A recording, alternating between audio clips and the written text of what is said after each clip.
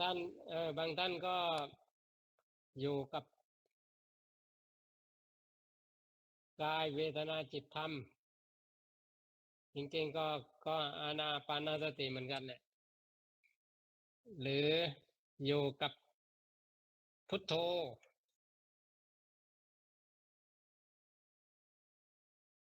อยู่กับความรู้สึกตัว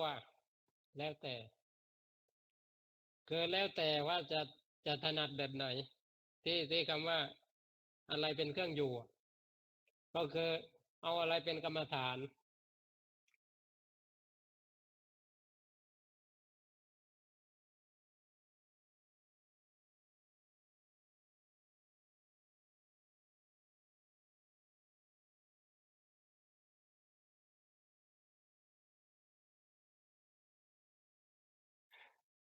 ก็ถูกคือคือโดยมากบอกแล้วว่า90%นะพอปฏิบัติจะเอาตัวตนก็ปฏิบัติคือมีความจงใจมีความจงใจที่จะปฏิบัติเพราะเหตุนี้จึงเรียกว่าพลาดจากความประสงค์ของพระธรรมเจ้าที่ทรงให้รู้เห็นความเป็นจริง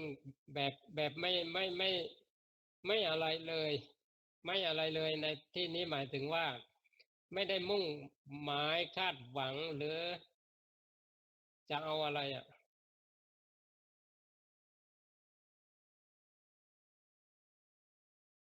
ซึ่งบางทีก็เข้าใจยากในในความเป็นจริงอย่างเนี้ยเพราะนั้นผู้ที่จะเห็นได้ก็คือต้องตื่นขึ้นมาว่าอ๋อหลงไปเพราะนั้นผู้ที่ตื่นขึ้นมาเพราะว่าเห็นความจริงเนี่ยเขาจะรู้เลยว่าที่ผ่านมาเนี่ยหลงมามากเลยหลงมาบ่อยไม่ใช่หลงมาน้อยหลงมาบ่อยคือเวลาปฏิบัติก็หลงเอาตัวตนคือแทนที่ว่าเริ่มจากศูนย์ที่ท่านว่านั่นเนี่ยเริ่มจากศูนย์จากศูนย์คือไม่มีความเป็นเราความเป็นตัวตนแต่พอปฏิบัติก็เริ่มมีเราขึ้นมาเมื่อมีเราก็จะมีอะไรตามมาหลายอย่างเรียกว่าไม่ใช่แค่หนึ่งก็จะมี2 3 4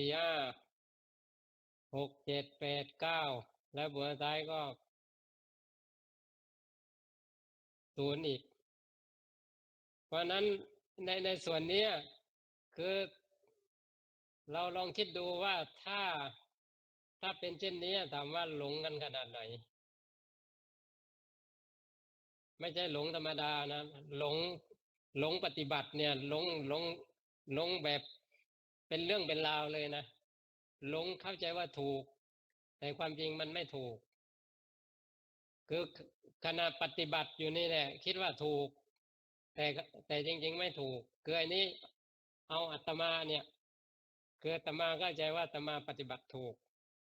แล้วสอนเขาอย่างนั้นด้วยนะสอนว่าให้มีสติไว้นะไม่มีสติเนี่ยมันจะเผลอมันจะโมหะเข้าคืออันนี้เราพยายามผลักไสอะไรอยู่เรียกว่าสิ่งที่ไม่ดีพยายามที่ผลักไสหลวงตาจะพูดบ่อยว่าดีรักชั่วชัง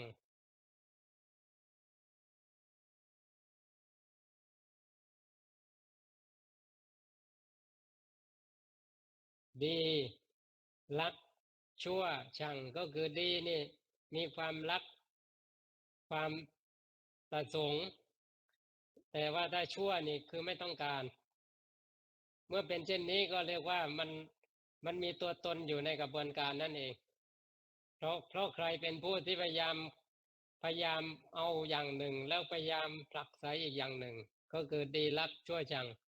ก็คือตัวตนแต่ว่าเขาไม่เห็นหรือพูดว่าอาตมาก็ได้อาตมาไม่เห็นว่าที่พยายามอยู่มันมีตัวตนอยู่เริ่มตั้งแต่รู้สึกตัวแล้วก็พยายามกำหนดทั้งที่ว่าคือคือ คือเขาแสดงให้เห็นอยู่บางช่วงอ่ะถ้าเราอ่าเรียกว่ารู้อยู่กับความเป็นจริงเนี่ยเขาแสดงตัวให้เห็นอยู่พอรู้สึกตัวมันสติก็ทำงานขึ้นมาแล้วมันก็มีกระบวนการที่เป็นไปโดยธรรมชาติอย่างเนี้ยต่อกันเหมือนติดเม็ดกระดุมเสื้อเม็ดแรกถูกเนี่ยเขาไปของเขาเองแต่แต่พอไปกำหนดพอไปตั้งใจที่จะกำหนดคิดว่ามันต้องไม่ให้ขาดช่วงเลยอย่างเนี้ยไอ้นี่คือตัวตนทำงานทันที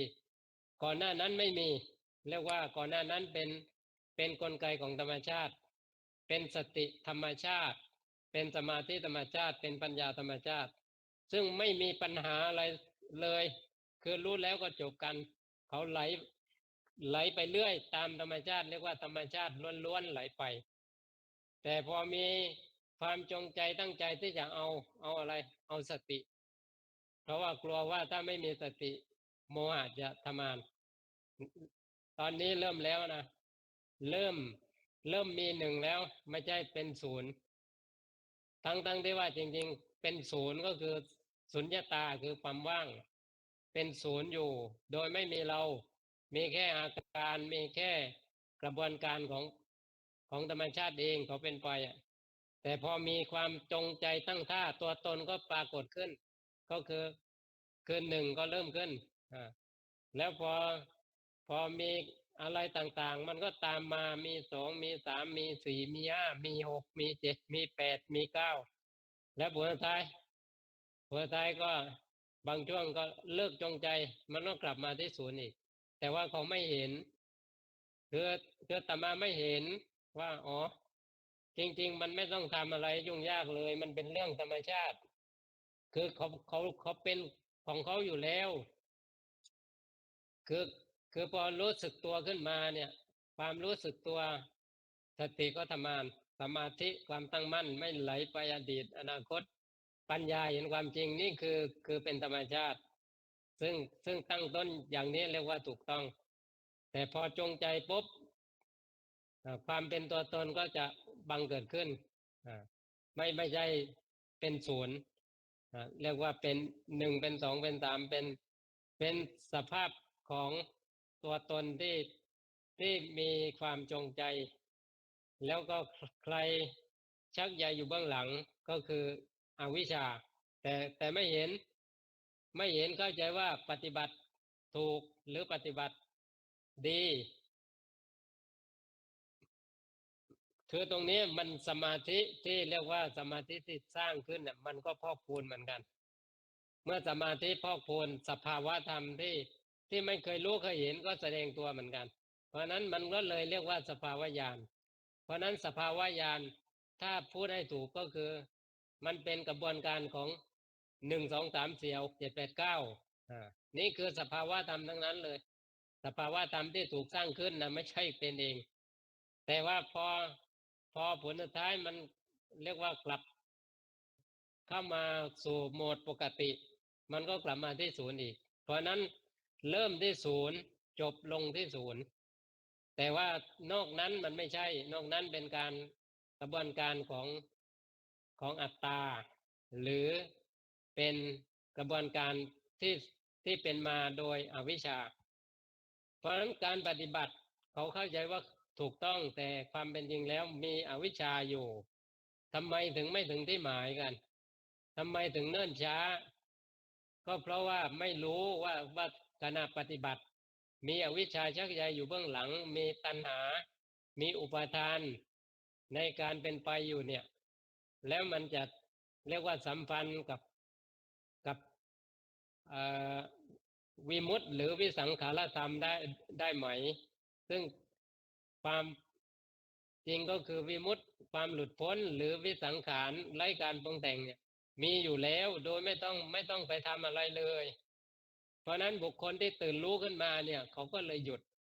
ยุดการกระทำใดๆเพราะฉะนั้นเมื่อหยุดการกระทำเรียกว่าเป็นผู้เรียกว่าเอ่อเมื่อไม่ทำภพชาติก็ไม่มี จึงรู้ได้ว่าขีณาจาติชาติสิ้นแล้ว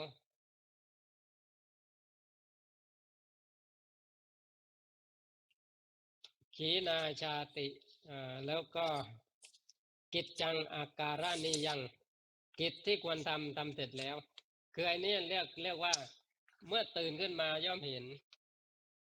ว่าความจริงมันเป็นเช่นนั้นเพราะนั้นบุคคลที่เห็นอย่างเนี้ยก็จะไม่ไม่ไม่ไม่ทำซึ่งคำว่าไม่ทำตรงนี้คือเจตนาความจงใจที่จะให้เป็นอย่างไรไม่มีเพราะนั้นมันเฉียดกันเส้นยาแดงผ่าแปดเลยคือระหว่างรู้แล้วก็ไม่ยึดกับรู้แล้วก็ยึดรู้แล้วไม่ยึดเนี่ยนิพพานวิมุตติทันทีเลยนะรู้แล้วก็ไม่ยึดนิพพานแต่พอรู้แล้วยึดเป็นวัฏฏะทันที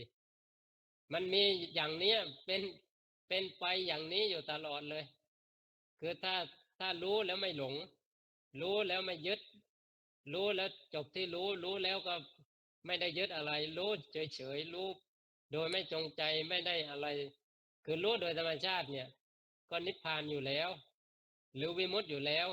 ซึ่งไม่ต้องไปอะไรสักอย่างนะคือไอ้นี่พูดตั้งนานแล้วนะพูดตั้งแต่เริ่มต้นเลยแต่ว่าบางท่านเพิ่งเข้าใจนะบางท่านแต่หลายท่านก็ยังคงอยู่เหมือนเดิมอ่ะคงอยู่ถามว่าเข้าใจไหมก็เงียบเพราะนั้นจะช่วยไม่ได้ถ้าไม่เปิดใจกันคือถ้าเปิดใจก็พอที่จะช่วยช่วยได้คือเปิดใจก็คือยอมรับไม่มีเอาความรู้ความเห็นของตนมามาแทรกเพราะนั้นเป็นอย่างนี้จะเข้าใจได้จะถึงธรรมที่เรียกว่าธรรมแท้ได้ไม่งั้นมันก็ไหลไปกับธรรมเทียมอยู่เรื่อยธรรมเทียมก็คือสังขารไม่ใช่ธรรมแท้เพราะไม่เห็นปัจจุบันผู้ที่ตื่นรู้ขึ้นมาเนี่ยตื่นรู้ความจริงณปัจจุบันซึ่งพระพุทธเจ้าก็ทรงเน้นย้ำแล้วนะว่าคือการรู้เห็นธรรมเนี่ยไม่ใช่ไปรู้เห็นที่อื่นก็คือเห็นที่ปัจจุบันนี่เองถ้าไปเห็นที่อื่นก็คืออดีตหรืออนาคตไม่ใช่เห็นที่อื่นก็คือพ้นจากกายใจก็ไม่ใช่มันต้องเห็นอยู่ที่กายใจเพราะนั้นจะเห็นวิมุตติก็ต่อเมื่อประจักษ์แจ้งในส่วนสมมุติจะเห็นขันธวิมุตติก็ต้องเห็นขันธ์ห้าโดยถ่องแท้จะเห็นวิสังขารก็ต้องเห็นสังขารโดยประจักษ์ชัดเพราะนั้นเป็นเช่นนั้นเพราะนั้นมีอะไรเป็นเครื่องอยู่ก็บางคนก็ก็ไม่รู้สึกตัวหรือไม่รู้ความจริงก็ต้องมีกรรมฐานเป็นเครื่องอยู่แต่ถ้าเห็นอย่างนี้เรียกว่ามีกรรมฐานเห็นตามความเป็นจริงอยู่เนี่ยก็คือได้ยินเสียงก็รู้ได้ยินนี่เรียกมีกรรมฐานเห็นก็รู้ว่าเห็นคิดก็รู้ว่าคิดโดยโดยทั้งสิ้นไม่ได้ออกไปจากสติปัฏฐานสี่เลยเพราะทั้งสิ้นก็อยู่ใน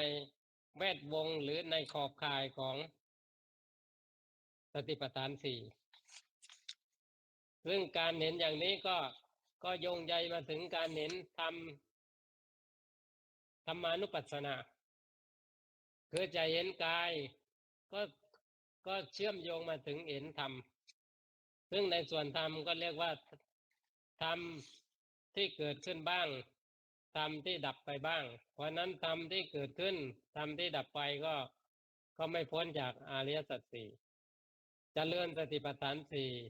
ผลสุดท้ายต้องประจักษ์แจ้งในอริยสัจสี่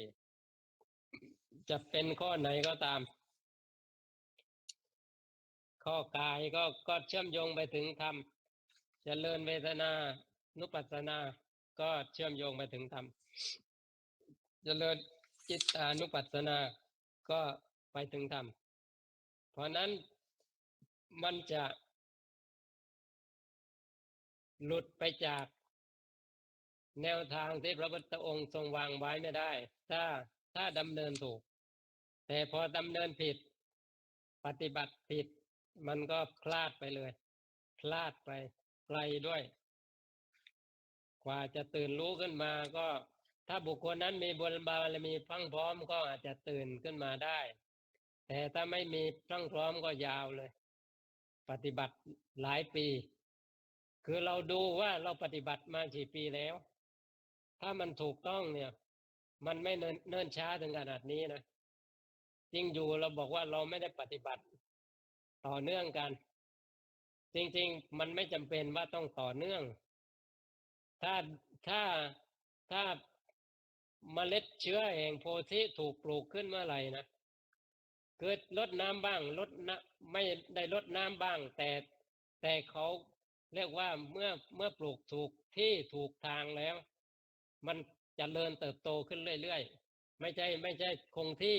ไม่ใช่เท่าเดิมนะการปฏิบัติไม่ใช่อยู่กับปัจจุบันแบบย่ำเท้าอยู่กับที่นะ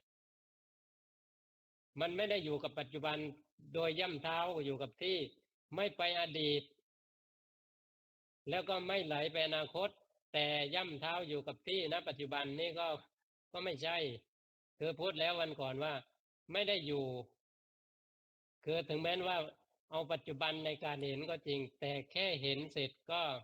จบกันเรียกว่าไม่ได้อยู่ไม่ได้ย่ำเท้าอยู่ไม่ได้ย่ำเท้าอยู่ตรงนี้ก็เข้าใจยากอีกย่ำเท้าอยู่กับที่ณปัจจุบันซึ่งการย่ำเท้าอยู่กับที่อยู่กับปัจจุบันก็ดีกว่าไหลไปอดีตหรืออนาคตใช่ไหมจริงๆก็มันเหมือนกับจะใช่แต่ว่าไม่ใช่เพราะนั้นย่ำเท้าอยู่กับที่ก็ไม่ถูกไหลไปอดีตอนาคตก็ไม่ใช่เพราะนั้นรู้ปัจจุบันโดย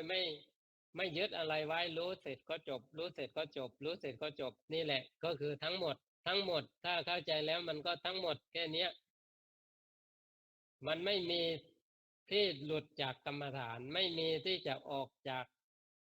สติปัฏฐานสี่ไม่มีที่จะพ้นจากมรรคมีองค์แปดไม่มีที่จะเดินคนละเส้นทางที่พระสัมมาสัมพุทธเจ้าทรงดำเนินไปหรือพระอรหันตสาวกทั้งหลายดำเนินไปแล้วเพราะนั้นจะไปทางเดียวกันเรียกว่าทางที่พระสัมมาสัมพุทธเจ้าทรงดำเนินพระอรหันตสาวกทั้งหลายทรงเป็นไปบุคคลนั้นก็ไปด้วยเรียกว่าทางเส้นนี้ซึ่งนักปราชญ์ราชบัณฑิตรู้ทั่วถึงกันแล้วว่าคือสติปัฏฐานสี่ซึ่งพระพุทธเจ้าและพระอรหันตสาวกก็ล้วนดำเนินไปแล้วเราทั้งหลาย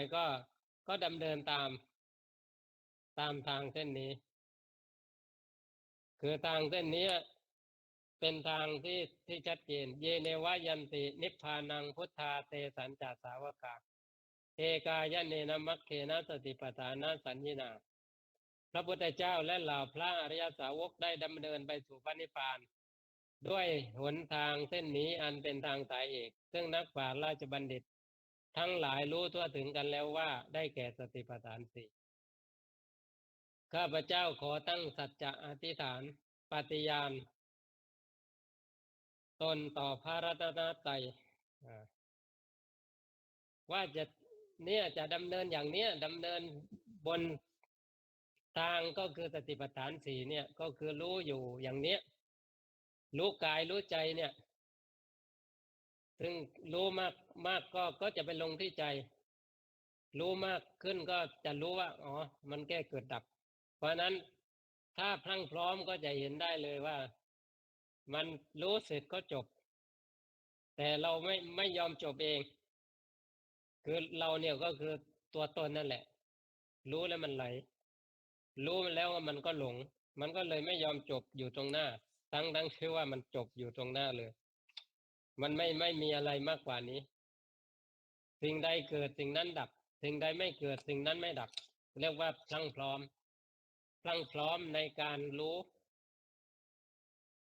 สิ่งใดเกิดสิ่งนั้นดับเรียกว่าสังขารสิ่งใดไม่เกิดสิ่งนั้นไม่ดับเรียกว่าเป็นวิสังขารทุกขเมวะหิสัมโพธิทุกขังทิตติเวทิจะนานยตละทุกขาสัมโพธินานยตละทุกขานิรุชันติ ทุกข์เท่านั้นที่เกิดขึ้นทุกข์เท่านั้นที่ตั้งอยู่ทุกข์เท่านั้นที่ดับไป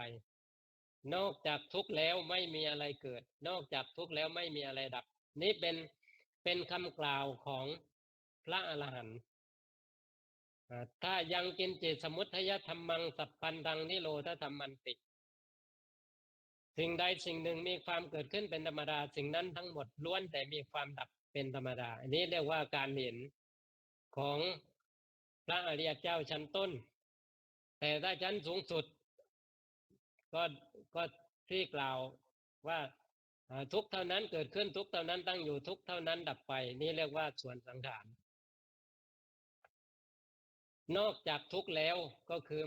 ไม่ใช่ทุกข์เนี่ยนอกจากทุกข์ก็คือพ้นจากทุกข์นอกจากทุกข์แล้วไม่มีอะไรเกิดไม่มีอะไรดับนี่เรียกว่ารู้พร้อมพลั่งทั้งสังขารและวิสังขารรู้ครอบคลุมทั้งสิ้นซึ่งการรู้ครอบคลุมทั้งสิ้นได้อย่างนี้ก็ต้องอาศัยรู้อยู่กับปัจจุบันทีนี้เอาวันก่อนบอกว่าไม่ได้อยู่กับปัจจุบันก็คือรู้เฉยๆเนี่ยไม่ได้อยู่จริงรู้เฉยๆรู้เสร็จก็จบเนี่ยมันไม่ได้หยุดอยู่ไม่ได้ย่ำเท้าอยู่ก็คือมันไม่มีที่ตั้งด้วยรู้เนี่ยรู้เสร็จก็จบเราสังเกตดูสิว่าเสียงที่ได้ยินน่ะมันมันมันมีที่ค้างหรือมันมีอะไรหยุดอยู่ไหมเสียงแต่ละคำเนี่ยมันเกิดแล้วดับไปตรงหน้าเลยนะต่อหน้าต่อตาเลยเพราะนั้นการประจักษ์ชัดความจริงเช่นนี้ก็จะเห็นได้ว่ามันมีอีกส่วนหนึ่งนะที่ไม่เกิดไม่ดับไม่ใช่แค่เกิดแล้วก็ดับอีกส่วนหนึ่งก็คือวิสังขารไม่เกิดไม่ดับซึ่งการรู้วิสังขารก็ต้องประจักษ์ชัดสังขารการรู้วิมุตติก็ต้องประจักษ์ชัดสมมุติซึ่งมันไม่มีทางอื่นนอกจากรู้เห็นตามความเป็นจริงณปัจจุบันเท่านั้นเองคืออันนี้รัดแล้วสั้นไม่มีอะไรให้ยุ่งยากเลยก็คือไม่ต้องตั้งท่าเลยได้ยินเสียงไหมอาตมาพูดได้ยินเสร็จก็พอกันแค่นั้นเองไม่ใช่ว่าจะเอาเอาเรื่องเอาราวอะไรนะ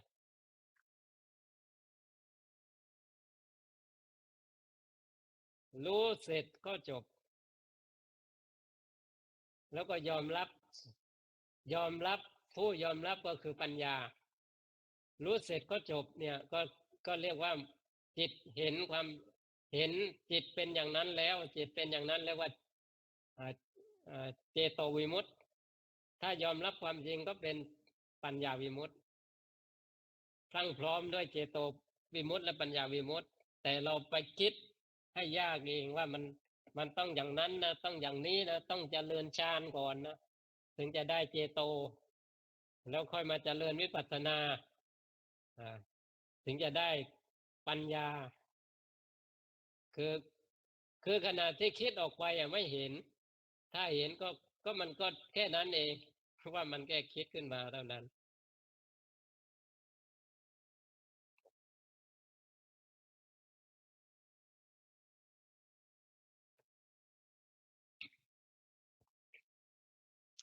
ทีนี้อาตมาไม่ได้เน้นย้ำว่าต้องไปย้ำนะใครที่ยังไม่เข้าใจต้องไปย้ำไปซ้ำอย่าให้มันหลุดจากความรู้อันนี้ไปเน้นย้ำเดี๋ยวเราก็ไปตั้งท่าอีกเพราะนั้นก็บอกว่ารู้อย่างนี้แหละใครจะไปทำต่อก็ไปใครฟังเสร็จพอออกจากห้องแล้วก็ทิ้งไว้ในห้องเนี่ยหรือคืนกับอาจารย์ไปมันก็เลยไม่ยอมประสบผลสักที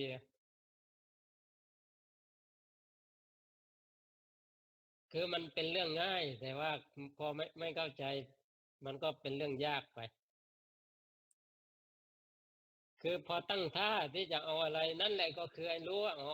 แค่เนี้ยมันมันไม่มีตัวตนแท้ๆเลยมันแค่มีความคิดความรู้สึกขึ้นมาเกิดคือคำว่า ไม่ยึดเนี่ย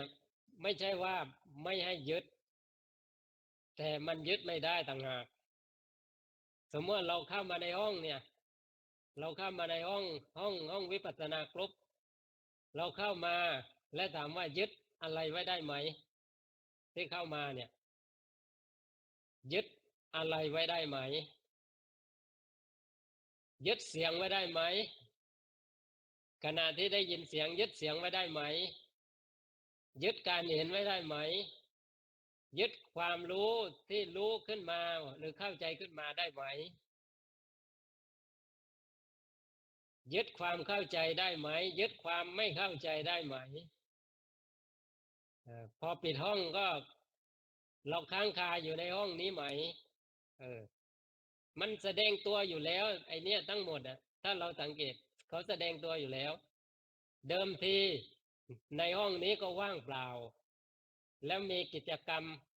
การเข้ามาสนทนาหรือว่าแบ่งปันธรรมะฟังธรรมะกันก็มีเหตุปัจจัยเช่นนี้ก็มีปรากฏการณ์ขึ้นมาปรากฏการณ์ตรงนี้ก็คือมีการปรากฏขึ้นท่านนั้นก็ปรากฏท่านนี้ก็ปรากฏท่านโน้นก็ปรากฏบางทีก็หลายท่านบางทีก็ไม่กี่ท่านก็ก็ดำเนินไปตามเหตุปัจจัยนะเหตุปัจจัยที่เป็นไปเนี่ยดำเนินไปอย่างนี้ดำเนินไปเรื่อยๆขณะที่ดำเนินเช่นนี้ก็มีการเกิดดับเกิดดับเกิดดับเกิดดับอยู่ทุกขณะเลยเสียงที่หนึ่งดับไปเสียงที่สองก็มาแทนที่เสียงที่สองดับไปเสียงที่สามก็มาแทนที่เรียกว่าได้ยินแวบหนึ่งก็หายไปแวบหนึ่งก็หายไปนี่คือเรียกว่าสิ่งใดสิ่งหนึ่งเกิดขึ้นเป็นธรรมดาสิ่งนั้นทั้งหมดมีความดับเป็นธรรมดาหรือว่าทุกเท่านั้นเกิดขึ้นทุกเท่านั้นตั้งอยู่ทุกเท่านั้นดับไปนี่เป็นอย่างนี้ทีนี้ก็ก็บอกแล้วว่าเริ่มเดิมทีอ่ะเริ่มเดิมทีมันไม่มีอะไรก็คือศูนย์อยู่ศูนย์ตาก็คือในห้องนี้ว่างอยู่มันมีแค่ชื่อวิปัสสนากรุ๊ปมันมีแค่ชื่อแต่ถามว่ามันมีอะไรอยู่จริงไหมมันไม่ได้มีอะไรจริงแต่ว่าพอมีเหตุปัจจัยเพราะมีสิ่งนี้เป็นปัจจัยสิ่งนี้ก็เกิดขึ้นพระพุทธเจ้าตรัสไว้อย่างนั้นแล้วจริงไหมเพราะมีเหตุปัจจัยก็คือมีการแบ่งปันธรรมะเราทั้งหลายก็ผู้มีจิตศรัทธาเข้ามาเพื่อฟังเพื่อพัฒนาจิตใจของตนจิตภาวนาเราก็เข้ามาเข้ามาแล้วก็ตั้งใจฟังกันมีโอกาสถามเราก็ถามมีโอกาสสนทนาเราก็สนทนาแต่พอหมดวาระหมดเวลาสมควรแก่เวลาเราก็ต่างแยกย้ายกันแล้วถามว่ายึดอะไรได้ไหมในการเข้ามานี้ก็จะเห็นได้ว่าไม่อาจยึดอะไรไว้เสียงก็ไม่อาจยึดการเห็นก็ไม่อาจยึดความความคิดความรู้สึกอันใดก็ไม่อาจยึดไม่มีอะไรที่จะยึดได้สักอย่างแล้วแล้วถามว่าจำเป็นต้องปล่อยไหมเมื่อมันไม่ได้ยึดไว้เนี่ยมันเป็นแค่แค่นั้นเองแค่ว่าทุกเท่านั้นเกิดขึ้นทุกเท่านั้นตั้งอยู่ทุกเท่านั้นดับไปเขาเกิดเองเขาดับเองเกิดเองดับเอง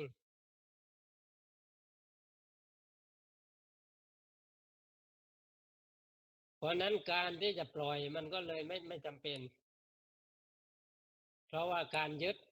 มันไม่มีเราเห็นตรงหน้าเลยนะอย่าคิดว่าเดี๋ยวจะไปทำต่อออกจากห้องแล้วก็มันคิดเออแล้วถามว่าไปทำต่อจริงไหมก็มีก็มีที่แค่คิดขึ้นมาแล้วก็มันลืมไปคิดเสร็จมันก็พอปิดห้องมันก็ลืมไปแล้วมันไปเอาเรื่องอื่นนั่นเรื่องครอบครัวบ้างเรื่องงานบ้างเรื่องโน้นบ้างมันไม่ได้ต่อเนื่องในส่วนของการเจริญหรือการเอ่อเรียกว่าเจริญจิตภาวนาเนี่ยคือไม่ได้ทำให้ต่อเนื่องจริงมันก็เลยเห็นผลช้า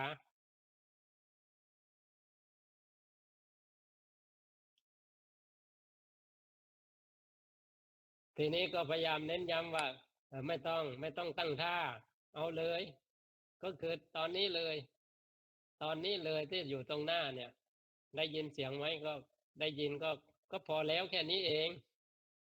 คืออาตมาเคยสนทนาธรรมกับอาจารย์ที่ท่านสอนท่านบอกว่าพูดอยู่รู้ไหมอาตมาก็บอกว่าอะไรถามอะไรอย่างเนี้ย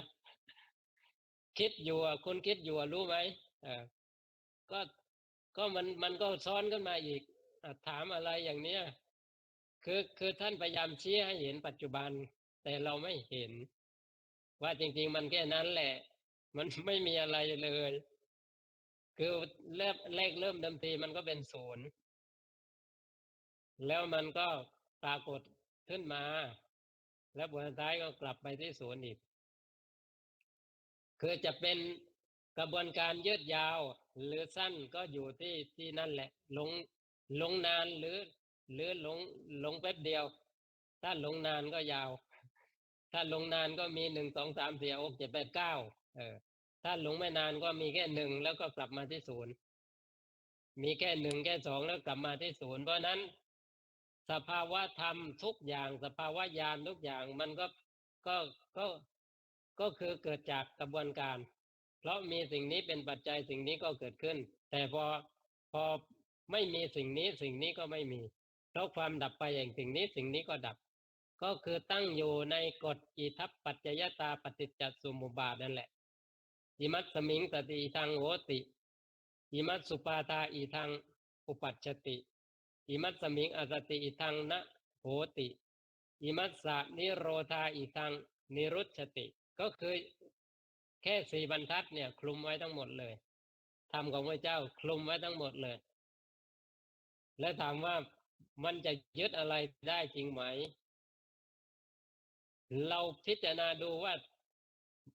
จะยึดอะไรได้จริงไหม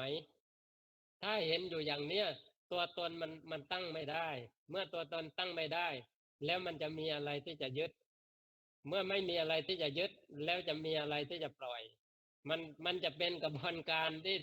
ถูกต้องถูกทำเรียกว่าไม่ผิดทิศผิดทางไม่เพี้ยนไม่ไม่วิปลาสไปไม่คลาดไปจากความเป็นจริงมันประจักษ์อยู่กับความเป็นจริงเพราะฉะนั้นคือเริ่มจากศูนย์ก็อย่าให้ยาวไปก็คืออยู่ที่ศูนย์อยู่ที่ศูนย์ก็พยายามบังคับให้อยู่ที่ศูนย์อีกมันก็เลยพูดกันยากอีกว่า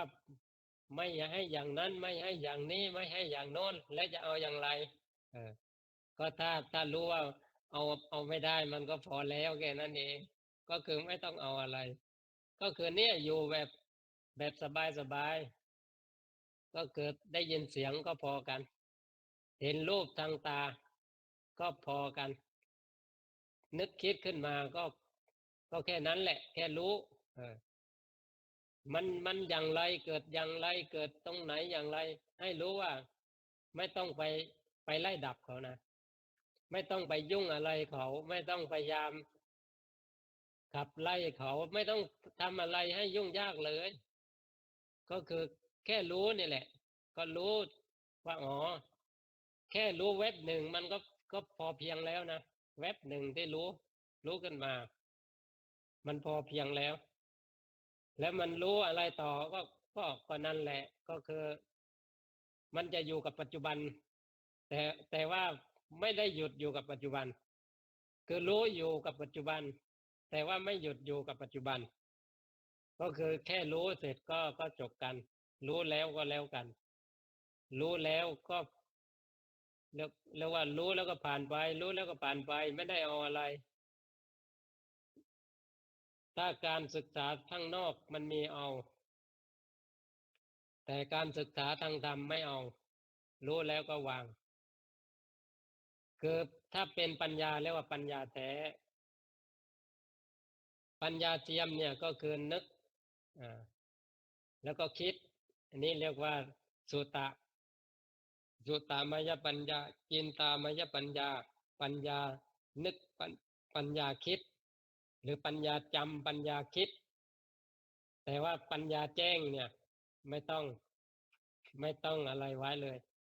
ไม่ต้องเอาอะไรเลย รู้แล้วก็แล้วกัน รู้แล้วก็จบกัน รู้แล้วก็จบกัน รู้แล้วก็จบที่รู้ โยมเข้าใจแล้วเจ้าค่ะ เข้าใจ เข้าใจจริงหรือเปล่า คือถ้าเข้าใจจริงมันไม่มีเอะอะอะไรอีกนะ เข้าใจแล้วมันเข้าใจไปเลย เข้าใจจริงๆนะ ไม่ว่าตอนนี้หรือตอนไหน มันไม่มี มันไม่มีอะไรที่จะอะไรได้อีก เพราะว่ามันเข้าใจถึงที่แล้ว กระบวนการของขอตมานสมบูรณ์แล้ว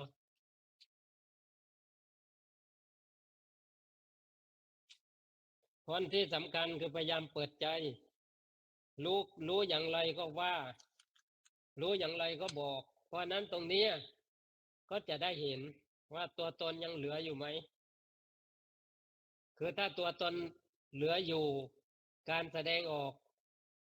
ก็จะบอกได้ว่ามีอยู่นะไม่ต้องไปเห็นจิต เรียกว่าไม่ต้องรู้วาระจิตก็ได้นะเอาเอาตรงหน้าเลย เอาตรงหน้าที่พูดเนี่ยมันแสดงออกเลยว่ามีตัวตนหรือไม่มี คือมันแสดงออกเลย ไม่มีตัวตนก็เป็นอีกอย่างหนึ่ง มีตัวตนก็เป็นอีกอย่างหนึ่ง การพูดแสดงออก เพราะว่าทั้งหมดมันออกมาจากใจ ถ้าใจมีความยึด หรือว่าจิตมีความยึด การพูดก็แสดงออกถึงความเป็นตัวตน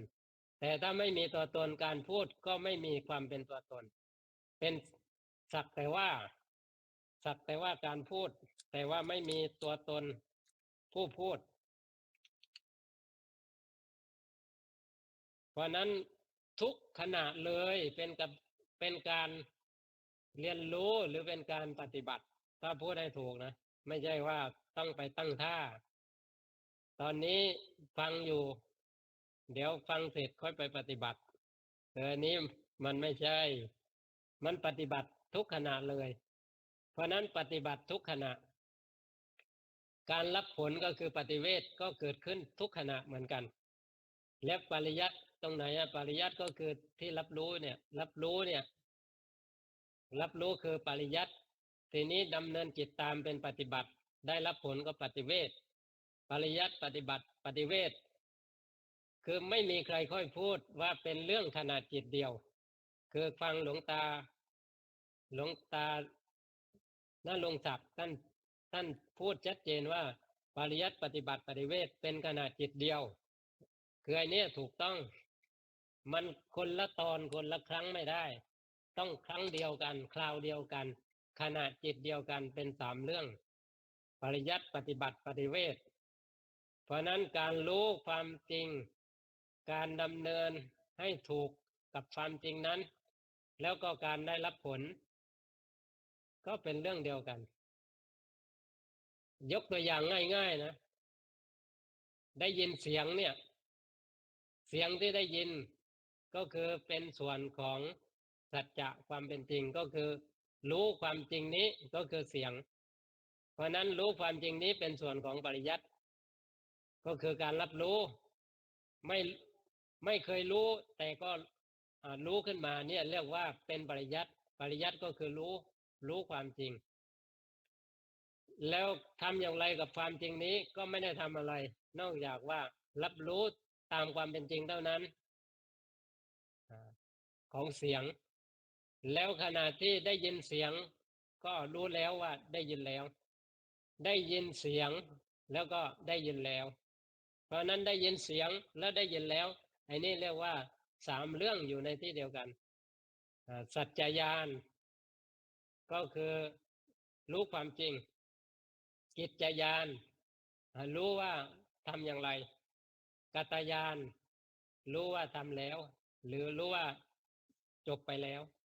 เพราะนั้นได้ยินเสียงก็ได้ยินแล้วเห็นก็เห็นแล้วคิดก็คิดแล้วเพราะนั้นมันจะมีสามเรื่องอยู่เสมอในทุกขณะจิตเลยนะมันไม่ใช่ว่าเป็นเรื่องยุ่งยากซับซ้อนนะเป็นเรื่องขณะจิตณปัจจุบันนี่เองพูดถึงความเกิดความแก่ความตายก็อยู่ขณะปัจจุบัน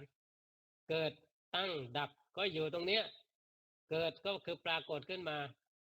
แก่ก็คือมีสภาพคล่ำคล้าแปรปรวนในท่ามกลางและผลสุดท้ายแตกสลายก็คือดับไปเกิดแก่ตายเกิดตั้งดับเกิดตั้งดับก็คือเกิดแก่ตายนี่คือสภาพของอะไรของทุกข์เพราะนั้นของทุกข์แล้วพอดับไปมันเป็นอะไรมันเหลืออะไรไหมก็ไม่ได้เหลือเป็นสภาพของนิโรธสภาพของทุกข์สภาพของนิโรธมันไม่ใช่เป็นเรื่องยืดยาวเป็นเรื่องเนิ่นนานไม่ใช่เป็นเรื่องเป็นการไม่ใช่เป็นอากาลิโกอากาลิโกคือไม่จำกัดการก็คือตรงไหนที่ไหนก็ได้การรู้ความจริงนี้ตอนนี้ก็ได้เพราะนั้นการรู้ธรรมเห็นธรรมตามความเป็นจริงไม่ใช่เป็นสิ่งที่ต้องไปนึกหรือไปคิดแต่เป็นการประจักษ์แจ้งเป็นภาวนามยปัญญาเป็นปัญญาที่ประจักษ์ชัดกับสิ่งนั้นจริงๆ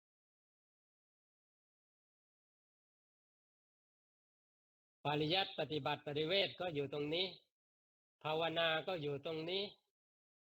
เห็นความจริงของอริยสัจก็อยู่ตรงนี้แล้วอาตมาถามว่าจะเอาอะไรอีก